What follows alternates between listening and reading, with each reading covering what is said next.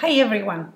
A couple of weeks ago I was on an airplane and I woke up in the middle of the night or halfway through the flight and I started watching cooking shows and I saw a recipe that I really liked. I did the recipe or I made the recipe, cooked the recipe last week. It turned out fantastic, so I decided to share it with you because it is very delicious. It consists of three components: the sauce, some stuffed mushrooms, and an Austrian Schnitzel. So first I'm gonna start with the salad or the sauce for the Schnitzel because it has to chill in the refrigerator for a little bit. So for the salad or sauce, you will need plain yogurt. I have it right here. No flavors, no sugar, also whole milk, not low-fat milk. So for 2 servings you will need 2 cups of that. It's a little more than 2 servings, but it's so good you'll see that you will finish it. You will need a small bunch of dill, about a quarter of a shallot, 4 cloves of garlic, and either half an English cucumber or a whole regular cucumber, or I found those at Costco, so I'm using 4 of them, 2 for each serving. And I will start by, of course, as always, doing the cleanest part of the recipe, which would be chopping the cucumbers. And this salad is very similar to the Bulgarian snow white salad, but it's not. The first difference is that those cucumbers, because this is exactly the cucumbers the girl was using in the video, but they're just cut in circles, versus the Bulgarian snow white salad, you have to either shred the cucumber or cut it in very, very small pieces. This one I was a bit skeptical with those big circles, but it turned out really good and we finished it all last week. I made the salad and for the first time in my life I made schnitzel and it turned out really, really good. And that salad goes so well with it. So I guess it's the German/Austrian version of our snow white salad, or ours, it's a version of theirs. All right, it's a quick dinner, it doesn't take a long time. First I'm gonna start with the garlic, or next I'm gonna add the minced garlic. And with this salad I've tried to make it with just chopping the garlic very finely. It is better if you mince it. I think it was a HBO show, very young girl from either South Dakota or North Dakota. She went with her husband to Austria for their honeymoon and she was trying to recreate the whole meal. There were other parts to the meal, dessert and I think some sort of cornbread, I'm not quite sure, but this is the one that grabbed my attention. So I'm not 100% certain I'm completing her recipe the exact way she made it, but as I said, I made it last week and I'm recreating exactly what I made last week, and it was really good. I couldn't wait to make it again. I just didn't want to have the same thing 2 nights in a row, so we had different stuff for a couple of days. The stuffed mushroom dish, it's not from her video, but I decided to add it because I thought it will taste good, and it sure did. Okay, so now the shallot, I can't quite remember how she chopped it, but I think it was something like that. And also it calls for salt, however the salt I will add later, just before I serve it, because the salt tends to pull the moisture out of things, so we don't want the moisture being pulled out of the cucumbers because it will make the yogurt quite watery. So next I'm just gonna mix everything very well together, and it smells so good. Just make sure you mix it well so there is no garlic or shallots bunched together. It is so delicious, and once it chills it's gonna be even better. My yogurt, it's pretty cold, but still, while you're making it and all that, you want to keep it in the refrigerator to be super chilled, and then serve it once the mushrooms and the schnitzel are ready. The next step is gonna be the mushrooms, the stuffed mushrooms. Oh, they were so good. All right, this one is good enough. I'm gonna cover it and let it sit in the refrigerator until I'm ready to serve. The next menu item are the stuffed mushrooms, and you will need however many mushrooms you need. But for this recipe, I'm using 9 mushrooms, portobello mushrooms, also half a Roma tomato, some cheddar cheese, some spinach, which I'm going to chop, salt, garlic powder, and oregano. So I'm gonna start by adding some olive oil to the baking tray before arranging the mushrooms there. I'm going to spread here, I hope you can see. I'm spreading some on the side of the pan. So I'm gonna set the mushrooms kind of sort of aside until I prepare my stuffing for them. Here I have 2 extra ones. Just toss them in the pan. Okay, over here we have the spinach, and I'm gonna take it out, put it on my cutting board, and chop it. And in order to make it easier to chop, I'm gonna just squish it in my hands and then set it down, excuse me, and chop it into small pieces. I don't think I've ever stuffed mushrooms, and those turned out quite good, considering it was my first try. And I'm gonna be doing more of mushroom stuffing because they're actually really good. Especially if you have leftover stuff, it's really good way to utilize leftover stuff, the mushrooms with them. So I'm gonna transfer this to the mixing bowl. And when I did the mushrooms the other day, I thought that that's way too much for those mushrooms. But once you start squishing it, it's not that much. My favorite tomato knife. Gonna slice it into small pieces, and you can probably use more than... Oh, you can also, I thought about that after the fact, that will probably be really good with feta cheese as well. But since I'm replicating a recipe, I'm just following what's on the recipe. Next we have the cheese. So I have 2 slices of cheese. And if you have shredded cheese, you can use it. But actually I do have shredded cheese, but this one it's getting cold. So I decided last week and today to use this one. Slice it this way. This way kind of makes for less cutting.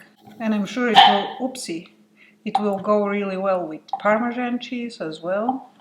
Add the cheese here as well, and we are done with the chopping. For this next step, I'm going to need a fork, and I will add a pinch of salt, some dry oregano.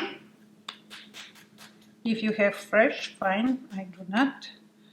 And finally, some garlic powder. And then, using a fork, mix everything together, kind of break the cheese pieces so they're not stuck together, get some juices out of the tomato and the spinach, and the salt will do that as well. Now, I'm not preheating the oven because I'm not going to start baking those. It only takes about 25 minutes. So I will start baking them once I start cooking the schnitzel, which is the final step, and it is so good. So just give me a few minutes to mince this. I'll stuff the mushrooms and we'll move on to the schnitzel. Okay, now stuffing the mushrooms. I'm using a small spoon for that. Just grab a spoonful. And then I discovered that it's the easiest way to press everything in, it's to use your fingers. I was trying to do it the professional way, just with the spoon, but I felt like there is more room left in there, which there was room left, so I decided to just use my fingers. It's looking good. Okay, I'm gonna finish stuffing the mushrooms and I will be right back. Well, let me show you first. This is what they look like once they're stuffed. And this is what, oopsie, the mushrooms look like. I'm gonna set them aside and I'll start baking them. As I said, when I start baking or frying the schnitzel. So to be ready, I'm just gonna sprinkle just a little bit of olive oil on the top, and then sprinkle some salt. I'll set them aside, and now we are going to move to the schnitzel.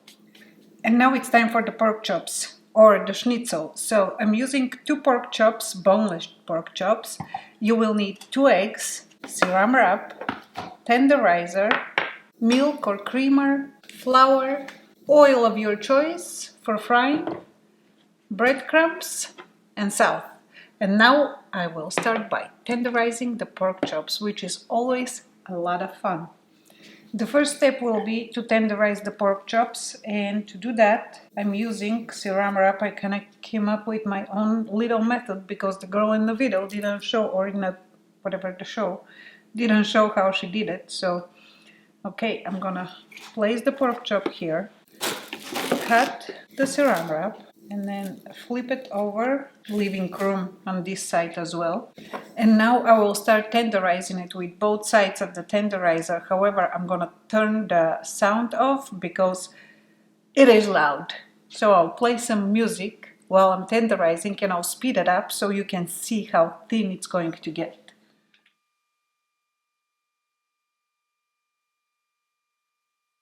So this is the thickness or the thinness we're looking for, and this is what it looks like compared to the original pork chop. So I'll set it aside, I'll finish the other one, and I'll be right back. That looks like fun, doesn't it? Alright, I'm done with the second schnitzel, and before we move to frying, I will add salt, and then place this one on the top of this one, and then we'll move to breading and frying. Those look so good.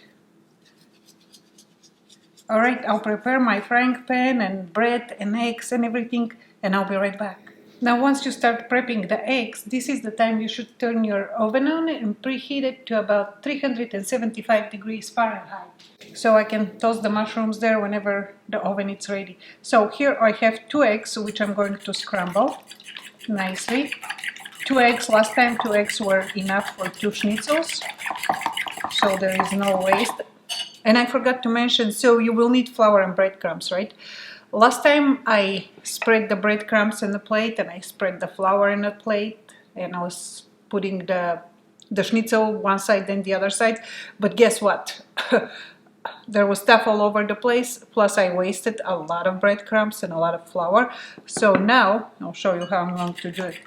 Let me first finish scrambling these guys. Alright, that looks good. And now I'm going to add, I didn't measure it, I kind of just added some creamer, just a nice pour, and mix that as well. And next we're going to move to the stove, where I'm going to preheat the oil for frying those awesome schnitzels. For the frying, make sure to pick a pan that it's big enough to hold the whole schnitzel. Kind of estimate the size of the schnitzel and the pan, and then preheat under medium heat. So the other girl had a lot more oil than that, but I used that much and it was plenty. And now I'm gonna preheat it until it's nice and hot. Turn it to just above medium, and I'm going to start with schnitzel number 1.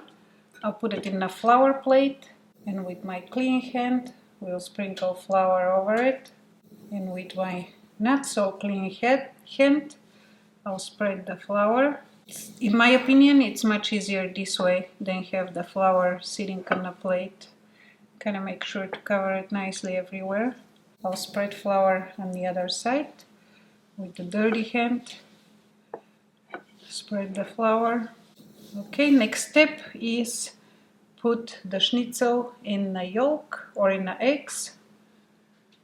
Alright, now this hand it's dirty too. I'm gonna have to wash it. And cover the whole schnitzel. You can use a bigger container for the eggs or bowl, but this one is just fine in my opinion. Alright, it's covered with eggs everywhere. And now I'm gonna set it on the plate and start applying the breadcrumbs. Okay, egg yolks everywhere.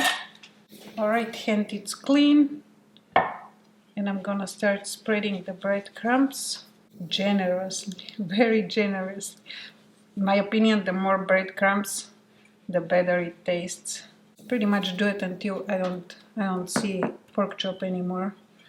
Over here some more, and then flip it over and do the same thing on this side. It's definitely a noisy dinner. I mean, it's so loud when you tenderize it. It's kind of crazy. It seems like we're good to go in the frying pan. Maybe there is an easier way to do this, but this one works really good. So now, off in the frying pan. Now I'm going to zoom in on the frying pan so you guys can actually see at what readiness I take the